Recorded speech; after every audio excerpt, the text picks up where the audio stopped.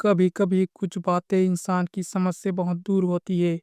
ऐसी ही बिल्कुल समझ से बाहर थी रानी चित्रा। रानी चित्रा किसी चमत्कार से कम नहीं थी। कारण था रानी की सुंदरता। कहते थे रानी ने उम्र को बंदी बना लिया है। रानी 100 वर्ष की हो गई थी लेकिन अभी भी 25 वर्ष की बात थी। जवान और खूबसूरत थी, विश्वास के परे था, इसीलिए तो लोग चमत्कार कहते थे। रानी एक विशाल साम्राज्य की रानी थी। कहना था कि उसे अमृता का वरदान है। समय समय पर कई तरह के कायस रानी के लिए लगाए जाते थे। मानना था कि रानी के पास ऐसा कोई शक्ति है जिससे वो अभी तक युवा अवस्था में ही है। रहस्यमय होने के कारण रानी का सम्मान और उससे डरना स्वाभाविक था। रानी की आभा देखते ही बनती थी। भरी सभा में जब वो आती थी तब उसकी सुंदरता को देख लोग आश्चर्य से भर जाते थे। एक विशाल सिंहासन पर वो बैठती थी और स्वर्ण जड़ित वस्त्र रानी के जुड़े में विशेष गुलाब होते थे। लोगों का मानना था कि वो गुलाब भी नहीं मुरझाते हैं। रानी सुंदर थी और ऊपर से हमेशा जवान रहने वाली। रानी कौन नहीं चाहेगा, इसीलिए रानी पर मोहित होने वाले राजकुमारों की कोई कमी नहीं होती थी। लेकिन रानी के ये रहस्य ही नहीं बल्कि एक रहस्य और था कि अब तक रानी कई बार विवाह कर चुकी है लेकिन रानी के विवाह ज्यादा नहीं टिकते। पहली रात के बाद ही रानी जिससे भी विवाह करती है वो फिर नजर नहीं आता। एक रहस्य से भरी रानी और रानी की इतनी रहस्यमय बातें पता होने के बाद भी रानी के ऊपर मिटने वालों की कमी नहीं थी। एक अजीब सम्मोहन था जो सबको उसकी ओर खींचता था। जिज्ञासा बस ही कई रानी का होना चाहते थे कि आखिर रानी के पास ऐसा क्या है जिससे वो 100 वर्ष के बाद भी अब तक जवान है। पड़ोसी राज्य का एक युवा राजकुमार अब रानी पर मोहित हो गया। रानी को प्रस्ताव दिया कि वो उनसे विवाह करना चाहता है। बड़ा बहादुर था। कई दिनों के बाद उसने ये निर्णय किया था।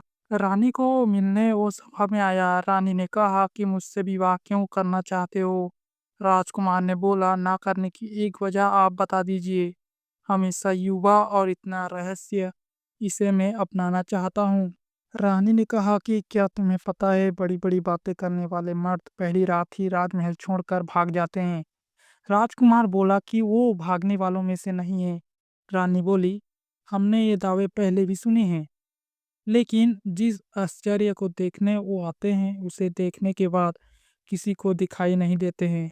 कई दिनों तक रानी ने उसे समझाने की कोशिश की लेकिन राजकुमार अडिग रहा। रानी ने कहा कि हमने तुम्हें बहुत समझा दिया, अब तुम्हारे साथ जो भी होगा उसके लिए तुम स्वयं जिम्मेदार होगे। रानी का विवाह एक बार फिर होना तय हुआ। राज्य में फिर से चर्चा का विषय बन गया। सभी लोगों का मानना था कि पिछलों की तरह ये राजकुमार भी एक रात के बाद अदृश्य हो जाएगा। रानी के चेहरे पर एक अभिमान वाली मुस्कान थी। सारे राज्य को सजाया गया और रानी का विवाह उस राजकुमार के साथ संपन्न हुआ। बस अब था उस रात का समय जिस रात में कई रहस्य हैं, जिस रात के बाद रानी के कोई राजकुमार फिर दिखाई नहीं देते। रानी और राजकुमार की सुहागरात के लिए रानी का कक्ष विशेष रूप से सजाया गया। राजकुमार रानी के कक्ष में आया, उसे कुछ अजीब चीजें नजर आई। उसे कक्ष के भीतर एक पिंजरा दिखाई दिया जिसका दरवाजा खुला था। रानी बिस्तर पर बैठी थी। राजकुमार पहले से ही सतर्क था। उसे पता था कि रानी के कक्ष में कुछ भी हो सकता है, इसीलिए उसे जगे रहना है। रानी ने कहा, क्यों इतने भयभीत क्यों हो? आज हमारे सुहागरात है। रानी खड़ी होकर राजकुमार के पास आ गई। रानी उसे पिंजरे में मुंह के पास ले आई। रानी ने अब राजकुमार की आंखों में देखना शुरू किया। राजकुमार रानी की सुंदरता पर मोहित हो गया, उसकी बड़ी बड़ी आंखों में खो गया। राजकुमार ने रानी के बाल खोलना चाहे, उसके जूड़े को हाथ लगाया और उसमें लगे गुलाब के फूलों को निकालना चाहा। रानी डर गई और तुरंत ही राजकुमार का हाथ पकड़ लिया। रानी को डरते देख राजकुमार रुका, फिर सोचा हो ना हो इसमें ही कुछ राज है। उसे पता चल गया था कि इन फूलों में कुछ रहस्य है। रानी के मना करने पर वो उस समय रुक गया, लेकिन उसके मन में यही था कि अब उसे इन फूलों को निकालना होगा। राजकुमार ने रानी को थोड़ी देर सहलाया, फिर एकदम से उसके गुलाब को जूड़े से निकाल दिया। रानी जोर से चिल्लाई, कहा था उसे मत छूना। एक गुलाब निकालते ही रानी कुछ वर्ष अधिक आयु की हो गई। रानी अब गुस्से से लाल हो गई। राजकुमार बोला, अच्छा, तो ये है तुम्हारी आयु का रहस्य। अभी एक गुलाब निकाला है, अगर पूरे गुलाब को निकाल दिया जाए तो तुम पूरी वृद्ध हो जाओगी। राजकुमार बोला, मैं तुम्हारा पति हूँ, मुझे अभी भी तुम बता सकती हो आखिर ये गुलाब क्या है और तुम्हें कहाँ से प्राप्त हुए हैं।